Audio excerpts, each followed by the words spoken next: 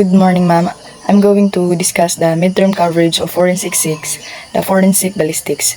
So, stages of development of man's weapons. So, before exist ang mga firearms or mga guns, ang mga tao is himo sila o create sila ng different kinds of weapons para sa paghunt ng animals o sa pagprotekta sila kagalingon sa kalaban. So, as time passed by, ang mga tao is create sila or slowly develop ng mga simple tools or mga advanced firearms and missiles. So first is an stones. So amo ni ang first weapon na gigamit ng mga tao para sa pag-protect sila kagalingon or sa paghunt sa mga animals.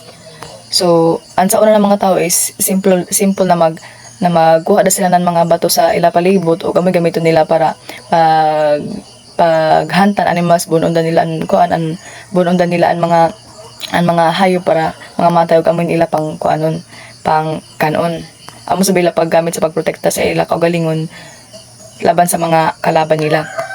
So next is an club. So an club is bukat yon siya na stick or yon wooden weapon na gamiton nila sa paghunt. So ang mga tao is i-realize nila na ito na stick is mas stronger siya kung imo gamiton o imo bato ilabak sa imo kalaban with your bare hands. So next is an knives. So ang mga tao is sugod na sila sa paghimo ng mga sharp weapons such as yon mga knives or mga kutsilyo. So sa una is gihimo yan siya from sharp stones, and then nanyag kadugay is ang knives is gihimo na yan siya sa metal. Amen ko man mga metal anato mga kutsilyo. So ang kutsilyo is gamit siya sa pagcut, sa pag-stab, sa paghunt og self-defense ng mga tao sa una na panahon. So next is an spear. So an spear is taas yon sa na stick na short bato na kuan tip sa tumoy or sa end ng stick. So gamit sa binisya sa paghunt ng mga animals. So gunpowder in 10th century. So ang gunpowder is first yun siya discover sa China around 10th century. So sa sugod is gamit din siya sa fireworks o sa signals, pero dili siya gamit as weapon. So yung kadugay kay yan mga tao is realize niya na ang gunpowder kay gamit sa pag-explode o mo push sa objects forward kay para amo yon niya lead sa pag-invent ng firearms. So fire-lance. So ang fire-lance is earliest gun-like weapon siya.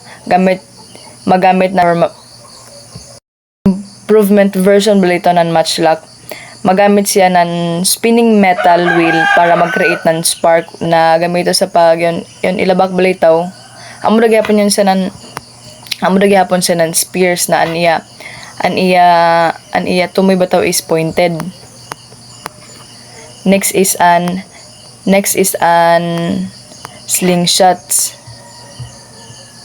Gamito nila sa paghunt og sa paggamit sa pagprotect sa ila kagalingon. Next is an bows and arrows. So amo ni pinaka-importante na weapon sa una na panahon. So an bow is magamit sa stretch na yung string balitaw para i-shoot an arrow na gamitan nimo ng force o accuracy. Next is an crossbow. So pareha din siya na bow na mounted na wooden frame o mas dali da siya or mas easier siya sa pag-aim ng imo target o mas gamay anya kinahanglan na strength sa pagkuan kibali sa kibali ko maghunt ka mas animo strength na gamiton sa bows and arrows. Next is an guns. So eventually ang mga tao is discover na sila ng gunpowder na yakalid sa Next is an bows and arrows. So amo ni pinaka-importante na weapon sa una na panahon. So an bow is magamit sa stretch na yung string balitaw para para i-shoot an arrow na gamitan nimo ng force og accuracy. Next is an crossbows. So fire lance. So ang fire lance is, so sa una is ang mga gun is simple metal tube dayon sila na magamit ng gunpowder para mag-launch sa stones o metal balls. So it is used a burning rope or match na mag-ignite ngadto sa gunpowder. Kung ang gunpowder is ma-pulled or mapislit na, is ang burning rope is mag-touch ngadto sa powder o mag-cause siya ng fire. Pero ang iya problema is dili siya balita mo gana kun uwan or yaon hangini. This is an wheel lock gun. So an wheel lock gun is mo yun an murag improvement version balita ng matchlock. Magamit siya ng spinning metal wheel para mag-create ng spark na mag-ignite ngadto sa gunpowder. Murag mas improved version kibali sa nan matchlock gun. Ininagan is yan nag-work siya like yung lighter balita na magpagkibali pag kung ano nimo yon kung sa lighter pa imo yon pisliton is mag-ignite siya. Next is flintlock gun. So an flintlock gun is amo ni ang most common early gun. So magamit ng flintstone striking metal para mag-produce ng sparks. So inina spark amo niyan mag-ignite ngadto sa powder para mo butuan gun. So inina type of gun is ginagamit ini sa una ng mga soldiers o ng mga pirates, amo nila mga ginagamit. So next is an paperbox pistols. So an paperbox pistols is several na barrels. So an shooter or kibali ang gamit na niyon ko na pistol is kailangan niya i-rotate yung barrel balita manually before firing. So next is an revolver. So an revolver is gidevelop yan ni Samuel Colt iton 1835. So gyapon niya rotating cylinder na mag-hold sa several bullets. So amo ni mag-allow nan multiple shots na di na kailangan i-reload while maggamit ka. So next is an Gatling gun. So an Gatling gun gi-invent ini siya ni Richard Jordan Gatling iton 1862. So gamitan ini sa ng hand crank para mo fire ang mga bullets rapidly. So ini na gun was early form of machine gun. Next is definition of firearm. So an firearm is a weapon that shoots a bullet using the force created by burning gunpowder. So legally under the Philippine Law Public Act number 10591, ang firearm kuno is any portable weapon na designed to shoot a bullet or yung projectile na magamit ng explosive force or ng burning powder or yung similar combustion. So an example ng firearm is pistols, rifles, and shotguns. And then ang barrel yon frame ug ang receiver is considered yon sa na firearm. There are several parts na included sa action. First is ang trigger. So ang trigger amoy ni ang pislito ng shooter kung gusto niya magpabuto ng firearm. Kung yaim na niya target properly, amoy niya pisliton para pabuto naan isa ka firearm. So next is ang trigger bar. Ang trigger bar amo niya mag-connect sa trigger ngadto sa firing mechanism. Kung ang trigger is mapislit or ma-pull na siya, ang trigger bar siya mag-transmit ng movement ngadto sa firing system og i-allow ang firing pin na move. So next is ang recoil spring. So ang Ang recoil springs yan helps absorb the force produced when the gun fires. So kung ang slide na is mo move backward after nimo yung pabuto kay bali, ang recoil springs yan mag-compress and then i-push itong slide forward again. Amo ito lang na mubalik balitaw siya. So makatabang ini sa pag-reduce nan kusog na kick or recoil na ma-feel nan isa ka shooter kung magpabuto siya nan firearm. So next is ang guide rod. So ang guide rod siya ang mag-keep nan recoil spring properly aligned. Ang guide rod is yaon yan siya sa ilaw nan recoil spring. Kung waray guide rod is an spring dili siya mo bend or mo malfunction siya during firing. So ang recoil spring siya kibali ang magpa-move smoothly kung ma-fire na isa ka firearm or mapabuto na. Next is ang firing pin. So ang firing pin is part yan siya na mag-strike sa primer of the cartridge. So kung ang primer is ma-struck na, mag-ignite na ang gunpowder na yaon sa cartridge na mag-cause na pag-explosion o mag-push nga to sa bullet out of the barrel. Example is kung ma-pull na ang trigger, it causes na firing pin na muhit nga to sa primer o mo fire na ang bullet. Next is extractor. So an extractor siya mag-remove ng empty cartridge case nga to sa chamber after ma-fire an isa ka gun. Amo yon kung pabuto ka ng M16 mga dabas balita or mulog baton mga cartridge na mga empty cartridge. An hammer. So an hammer is part yan siya na mag-strike nga to sa firing pin o mag-directly strikes nga to sa cartridge primer. So ang iba na mga firearm is require na ang hammer is manually i-kakbal to nila before firing. Ito sa gidiscuss ni ma'am. So sa revolver i-pull nimo ang hammer backward, amo yung i-prepare nimo ang gun na mo pwede na sa kibali i-fire. Next is safety. So ang safety is mechanism na mag-prevent sa gun from firing accidentally. So kung ang safety is ma-engage, ang trigger or firing system is ma-block siya og dili mo fire an isa ka firearm o dili mo pabuto. Pero biskan pa ya kuan nimo ang safety, i-treat gihapon nimo as an gun or an firearm as dangerous or loaded.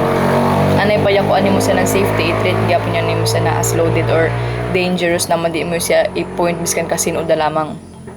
Rules on gun safety. So these are the basic safety rules when handling firearms. So rule number 1 is always treat every gun as if it is loaded. So ito lang ko kaina, i-treat nimo imo gun or firearm na gihawidan as if iya bala or i-assume nimo na ang gun is yay bullet. Anay pa waray bullet is i-assume nimo na yaon kay para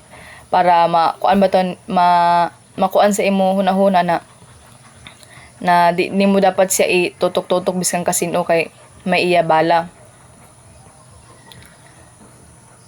Di nimo siya i-point biskan kasino.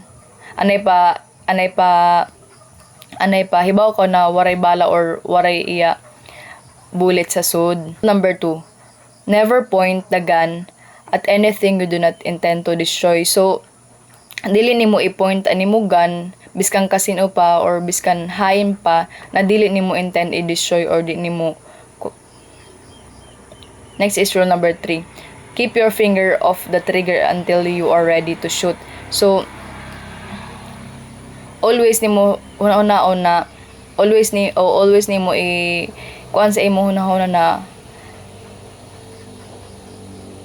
trigger finger out or di dapat nimo ikadtuan imo trigger nga to sa finger unless ready na ka magpabuto or ready na nimo i-fire ni sa firearm para ma-prevent an accident. So next is rule number 4. So always know your target and what is behind it. So dapat hibaw ka kung sino imo target og dapat tan-aw nimo sa iya likod or sa iya paligid kung may mga tao ba nga to basin makadisgrasya ka Kasi makadisgrasya ka naman, you need to know your target og unoy sa iya kibali palibot or sa iya behind. Basin makaigo ko nan lain na tao. Next is major components of firearm. So, ang firearm is made up of several important components or parts. So, ini na mga parts work together so that gun can fire bullet safely o properly. So, kung ang isa nga to ka part or component is dili siya mo kuan mo gana or did not work properly, and firearm is dili siya mo fire or it may become dangerous. Kaya basin may mga kuan bata may mga error sa kuan. So, major components include the frame, the barrel, the slide, and action. O ito na mga component is smaller parts na magtabang sa gun na mo function. So, first is ang frame. So, ang frame is considered main body ng isa ka firearm. So part ini sa nan firearm na mag-hold or mag-support sa tanan components nan isa ka firearm. So, ang frame is usually made siya from strong metal or polymer. So, it can handle easily og ang pressure and recoil when the gun is fired. So, ang frame is contain siya ng several parts. So, first is ang grip. Ang grip is part ini siya ng firearm na ngadto maghawid ang shooter or ngadto magkuanan niya kamot. So, gidesign ini sa para ang shooter is mahawidan niya ang gun firmly og comfortably while yag fire or yag pabuto kibalisanan isa ka firearm. Kuan nimo an paghawid sa gud nimo nan tadong or nan ang dayon nimo na pag-grip sa isa ka gun is makatabang yan sa para pag dayon nimo pag-control or makontrol nimo an isa ka firearm while you are firing or ma-reduce an iya recoil. Next is an trigger guard. So, an trigger guard is protective loop siya na metal or plastic na gasurround sa trigger. So, ang main purpose niya is ma-prevent an kuan bataw trigger sa pagpislit bataw accidentally. Kay kung wala ang trigger guard, mabasin mapislit nimo an kuan trigger kalit. Ayon kinahanglan gid na may trigger guard or importante siya na part sa firearm. So, it helps prevent accidental discharge of the firearm. So, next is an magazine release. So, an magazine release, button yan siya or lever na mag-allow sa shooter na i-remove an magazine sa firearm. So, pisiton yan nimo, amayon madabas an iya magazine. Sa kakuan police or sa ka-soldier is yaon yahotan kibalisan ng bala, pisiton din niya ang magazine release button, tapos ma-drop na nga to ang magazine o mag-reload na siya ng iya bullets. Next is an barrel. So, an barrel is long metal tube yaon siya na yaon bataw sa unahan nan kuan yaon sa makita sa taas bataw sa taas nan isa ka firearm. So, an barrel is kinahanglan siya strong og precisely made kay para mag-guide an bullet properly. So, an barrel iya several important parts. And first is an bore. So, an bore is yaon siya sa sud nan barrel or yaon siya sa surface nan barrel. So, amo ni ang path that the bullet follows when it travels through the barrel. So, next is an rifling. So, an rifling, amo ni ang spiral grooves cut inside the barrel. Na dito na grooves is makakos sa bullet ba ito na kibal mag-fire ka nan isa, ayon magpabuto ka nan kuam ng firearm. Ang bullet nimo is moagi nga to sa grooves, amo yon ang bullet is mo spin siya og mo travel through the barrel. So, ito na spinning motion is mag-stabilize yon siya nan bullet ato sa air and mag-produce siya nan accuracy og nan distance. Kaya kung waray iya rifling or ito ba taon, kung waray iya rifling is mag-wobble an isa ka mag-wobble an bullet o it become inaccurate. So, next is an muzzle. So, an muzzle is makita siya sa front end nan barrel where the bullet exits the gun. So, kung amo ini an isa ka gun, amo ini an iya barrel, barrel niya. And then ang iya muzzle is yaon sa front, yaon nganhi. Yaon nganhi ang iya muzzle. So kung ang isa ka tao is i-point niyan is ang iya firearm ngadto sa direction kung hain ang muzzle or nga hain mag ang muzzle ga face, amo yun ngadto mo lugwan bullet. Na tungod yon is yaoy ato safety rules nagi-emphasize na di na dapat nato i-point nato muzzle biskan kasinuog biskan hain, na di nato intend na ma-destroy or i-shoot. So next is ang chamber. So ang chamber is space yon sa located na sa rear end of the barrel. Next is ang slide. So ang slide is upper moving part of most semi-automatic pistols. Na gunfires, an iya slides mo move backwards siya balita mo move backward kibalid due to recoil og mo move gyapon siya forward again. So next is ang slide lock. So ang slide lock is mechanism yan siya na mag keep sa slide open or backward position. So mahitabo ni siya kung ang magazine is when na bitaw sud or wala na bullet. So example is yon kung ang last bullet is kibali malugo na nga to sa barrel lagi, ang slide stay open din siya para mapakita na ang gun is kinahanglan na i-reload or kinahanglan na butanganan reloadan kibali nan bala. So next is ang slide cover plate. So ang slide cover plate is small protective piece yon siya na yaon sa likod ng slide. Anya function is mag-protect ng internal parts such as the firing pin. Kung waray cover plate, an internal firing mechanism is ma-damage or ma-expose naman kinahanglan na yaoy cover plate, slide cover plate. Next is sights. So ang sights is located yon siya on top of the slide o makatabang yan sa shooter na mag-aim na niya target properly or i-aim man niya firearm bataw kung sino man niya target properly. So ang sight is so yaoy duha ka sight, ang front sight ug ang rear sight. Kung namo ni ang firearm, ang iya front sight is yaon nganhi. Ang iya rear sight is yaon nganhi. Amo ni gamiton sa pag kung mag-aim ka ba tanan imo kuan nan imo target para ma-bulls agad. Grabis. So next is an action. So an action is it refers to the system of moving parts that make the firearm load, fire and eject ammunition. So it is basically the mechanism that makes the gun work. So yeah, several parts na include sa action.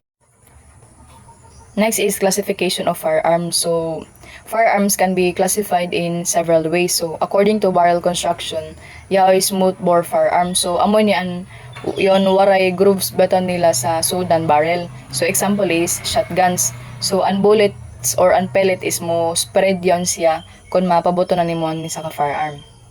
Next is rifled bore firearm. So yaoy spiral grooves sa sudan barrel. Dili pareha sa smooth bore firearms. Natawagan sila ng rifled bore firearms kaya iya spiral grooves sa sudan barrel. So example is in rifles, pistols. So ito na grooves is it makes the bullet spin for better accuracy. So according to caliber, artillery. So these are very large firearms that fire projectiles larger than 1 inch in diameter. An artillery is an ila mga kuan, an ila projectile or an ila bullet is larger than 1 inch in diameter. Amo yon artillery. So example is mga cannons, mortars, bazooka. Next is an small arms. So these are firearms with projectiles na smaller than 1 inch in diameter. Kung sa artillery is 1 inch in larger than 1 inch in diameter niya projectile, ngani sa small arms is projectile is smaller than 1 inch in diameter. So they can be operated by one person. Example is pistols, rifles, machine guns. So types of small arms. First is unmachine guns. So unmachine guns can fire many bullets continuously when the trigger is held on. So amo ni an most common na gamiton balitaw nan mga military. Submachine gun. So ang submachine gun is smaller siya sa machine gun na magamit nan pistol ammunition. Example is an Uzi. So Uzi. Next is shoulder arms. So, shoulder arms are guns that are fired from the shoulders, from the word itself, shoulder arms. Including rifles. Examples include rifles. So, long guns na rifled barrel for high accuracy. Carbine. So, shorter siya og lighter na rifle, mas mubo ug mas ganay aniya rifle. So muskets. So old smooth bore guns na ginagamit sa una na mga panahon. Shotgun. So guns that fire multiple small pellets instead of a single bullet.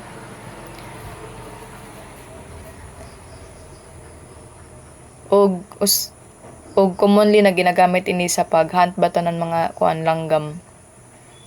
Handguns. So handguns are firearms designed to be held and fired with one hand. Example is in revolvers. So amo niyan handguns na rotating na cylinder ito lang ko kaina. So ano niya types is single action. So ani hammer is ginakakyan siya manually. So itong gi-discuss ni Ma'am Bataw na ikaw mismo magkuan sa hammer. So double action. So ang iya hammer is, kung sa single action is ginakak manually, so nga ni is automatically kung ang trigger is ma-pislet or ma-pulled na kibali. Single shot firearm. So a single shot firearm is a type of gun na mag-fire siya only one bullet at a time. So kibali kung i-pull nimo ang trigger mo lugwaan bullet, tapos mag-reload na sab ko na another bullet after firing again. So manually kibali nimo di yon siya kun lisod yon siya kibali kung gadakop ko nun mga criminal kay kinahanglan pa nimo na mag-reload adi sir ka maka-fire. Manually nimo gina-reload, manually ka ga butang nan kuan bullet. Tungod na niya mas lower ba to siya sa mas slower siya compared sa kuan firearms. Mas slower mas madugay ka sa paggamit. Miscellaneous guns. So ang miscellaneous guns is special siya or unusual type of firearms na dili siya mo fall under sa usual na categories. So amo ni ang mga firearm na yaya special purposes such as yung pag-signal, for signaling, sa paghunting, sa traps or disguised weapons. So, traps. So, ang gun traps are weapons na gina-set up siya sa isa ka area o ginabiyaan ba to? From the word itself, traps. So, gidesign niya siya sa para mo fire automatically kung kuanan niya trigger kibali ibutang niya sa kibali sa forest kibali magidanan mga magidanan tao or magidanan mga hayop may sa mo fire automatically. So ini na traps may fire bullets or poison charges. Zip gun. So ang zip gun is a homemade firearm. So it is usually made from improvised na mga materials like yung mga pipes, springs or scrap metal. Ini zip gun is illegal o dangerous siya kay dili siya wala ba to siya gi-manufactured kuan na mga professional na mga tao na dapat sila daan mag-manufacture. Next is flare gun. So ang flare gun is ginagamit for signaling yon emergency situation o dili siya for combat. Last is important people in firearm history. So several inventors contributed to firearm development. So first is si John M. Browning, so siya ang famous firearm designer. Samuel Colt, siya ang inventor ng practical revolver. Si Alexander John Forsyth, siya ang inventor Alexander Forsyth, siya ang father of percussion powder. Si Calvin H. Goddard, siya ang father of modern ballistics. John H. Garand, siya ang designer ng M1 Garand rifle. Si Eugene Stoner, siya ang designer ng M16 rifle. Si John T. Thompson, siya ang inventor ng Thompson submachine gun. Si Mikhail Kalashnikov, siya ang designer ng AK-17 rifle.